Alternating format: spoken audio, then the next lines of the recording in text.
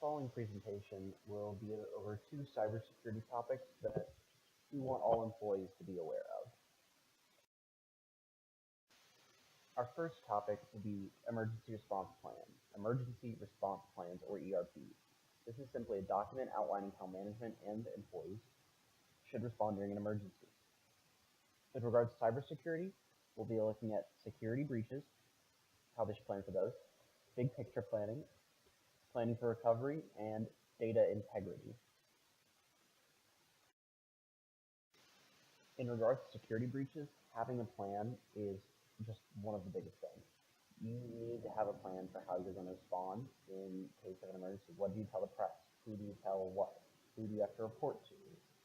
What data do you need to look into first? What is your most important data? Things like that. It's also important to have detailed instructions for response, so an actual written, detailed plan that tells who to do what. You need to have a core incident response team. This is a team with defined roles and a deep knowledge of your emergency response plan. You need to gain management support for IT being involved in the planning of these. Management really needs to be thinking about how important their data is and how important it is to keep it safe, because that's a lot of liability on them. It can, hurt their reputation. It can cost a lot of money, a lot of different things. Developing good employee habits. This kind of goes in with the plan. If your employees, know that they need to have strong passwords, and they need to, not be, picking up random flash drives off the ground. It helps you just know that your security breach is probably coming from a different area, and you can focus on that. Not saying you don't need to look into employees, but it kind of helps you just limit. And then the last thing is monitoring, which will be our second topic, so we'll actually cover that in a little bit. Next, we have big picture planning and recovery. So you need to have consistent, good backups and offset backups. These things kind of go together. You need to be sure that you have access to your data, even if there's a fire or a hurricane or system crashes. These backups need to be pretty often, and they need to definitely be off-site. You can look into this a little bit separately. We're not going to get too much into detail for it here. You need to have plans for reboots and recovery, so systems need to be turned on in a certain order to prevent corruption or crashes. So you need to have in the plan written how to reboot systems, and then also how to rebuild systems, or just different recovery related things with regard to bringing the systems back online. You also need to help management understand IT and business interconnectivity. The business unit needs to understand how they're supported by IT, and IT needs to understand what they're protecting that's related to the business. And you need to help, and the employees, after they understand that, need to help management understand that. Lastly, we have IT involvement in emergency response planning. Seems simple, but if you just leave it up to management, they're probably not going to come up with a great plan because most of them don't have a background in IT. So IT really needs to help them understand these issues. Next, we have data integrity. So the first thing is backups. We're going to talk about those. Startup procedures, similar to the reboot. It's really important that you don't corrupt your data just by restarting your system. So we need to keep that in mind. Then you need to have knowledge of your offsite systems. So, or not say your offsite systems, but where your data is stored. So maybe it's a third party. So you need to know how it's stored, where it's stored, when you have access to it, those types of things. And then you also need to be knowledgeable about your data. Know what you're protecting, know what file format it's in, know what your company uses it for. Knowing these things will really help you plan a better response. Our next and final topic is monitoring. So good security will help you prevent data breaches, just because, better your security, the less likely people are going to break in.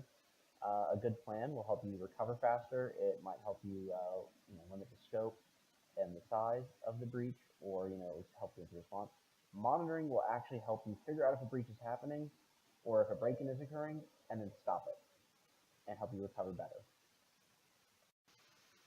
So why is monitoring important? Well, there are regulatory requirements. It can help you minimize the size and the number of data breaches. It can increase your response time, and by knowing your adversaries, you can help plan a lot of responses. You can help plan what to monitor for, and you can just prevent more data breaches in general.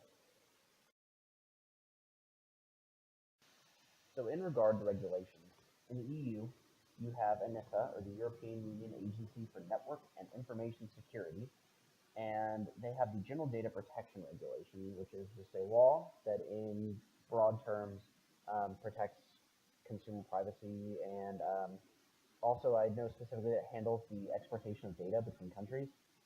There's a lot of regulation around like how the data has to be protected when you do that. In the U.S., we have the FTC, who they are the ones that are going to be creating laws and regulations around data security and consumer privacy. And right now in Congress, we have the Data Security and Breach Notification Act. So a few things about this act is it hasn't been passed yet, it's still in Congress. It's in a committee right now, but you have to notify consumers of a breach within 30 days. There's a 5-year maximum prison sentence for hiding a data breach for employees or management at the company. And then they also offer financial incentive for making or using technology that makes data unreadable if it is hacked. So I don't know if this specific act will end up being passed. Right now, there's not a lot of regulation in the U.S., but hopefully something like this ends up getting passed fairly soon because we need some regulation in this environment. Now, none of these have to do much with monitoring, but monitoring helps prevent breaches and help limit scope, which in turn helps you comply with regulation. So next we have limiting the breach size and scope and response time. So consistent monitoring can catch data breaches before break-ins occur. This is huge. You know, if you have some kind of system or program set up that is monitoring basically your firewall or ports, and you notice someone trying to get in at your time of night or trying to break in through brute force through a lot of used attempts, you can detect a break-in before it occurs and then have a plan to stop it. You can limit the size and scope of the breach. If you know what's going on, you can go in and stop it quicker. Increases response time to threats. If you're looking for it, you're going to see it. So if you're not looking for it, they're going to finish before you notice anything. So it's important to be on the lookout. Prevent loss of data. So if you're looking for it, you can maybe get the hacker out before your data is lost. And then better responses. If you're monitoring your responses, you're going to know how to respond to those things you're looking for. You're going to be able to stop things better. Last, we have knowledge of adversaries. Know who is trying to breach you, know what hacking techniques they're going to be using, and prepare counters for those different methods. So maybe if you're a government contractor and you know that maybe certain terrorist organizations might want what data you have, know what techniques they're going to use. They're probably going to be more not as high-tech, and they're going to be more brute force, and know how to counter those. If you're prepared, you can counter anything. So be prepared, and you'll be able to counter those. That's all for the presentation. Thank you.